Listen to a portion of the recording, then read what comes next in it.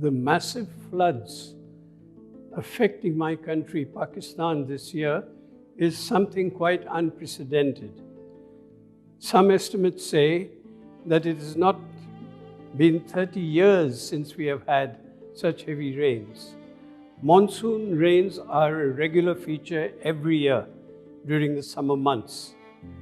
But this year, it's the volume of rain that has struck us that is causing so much destruction. Apparently, we can see that there's a shift in the weather pattern where monsoon rains would be welcomed because with the rains, our crops would get sufficient water, the underground aquifers would be replenished. But what is happening now is right from the north of the country, in the high mountains, there has also been heavy rains. The water rushes down with great force, and Pakistan has the river Indus running through its length. Our rivers in the plains are not so deep, so they easily overflow their banks. In the plains, the people are affected. In the high mountains, there have been landslides, the destruction of infrastructure, roads, bridges being washed away. Even a number of small dams have broken where water would be stored normally. So we see that this is a really unusual situation. It's not the normal weather pattern that we have been experiencing for many years. The monsoon rains, we would be happy to receive the rains. No, these rains have been very destructive because they are too much. The whole of July, the whole of August, and the rains are continuing even now. We can clearly see that there has been a change, there's been a shift in the way we have been receiving these monsoon rains.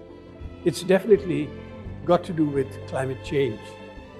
And who gets affected is the poor people.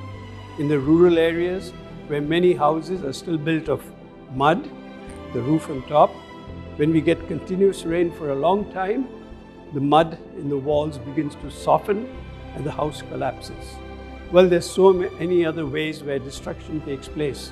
The standing crops, with the water standing there in their roots, too much water, again the crop is ruined. So it's really a catastrophic situation for us this year, something we've not seen in recent years. So my dear brothers and sisters, that's briefly what we are facing in Pakistan. The poor people, as usual, suffering the most. Although in the big city of Karachi, where I come from, we even have urban flooding, where the infrastructure is not sufficient enough to carry the water into the sea. So there's been all-round destruction, but it's the poor people in the villages in particular who are very badly hit. They've lost their crops, they've lost their houses, they've lost their animals too, that have been swept away by the floods.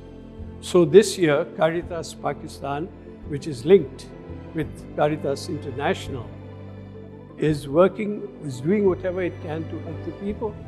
We work together with the government of Pakistan. And this year, even the army has been called out to help the people in flooded areas where the water is not draining out.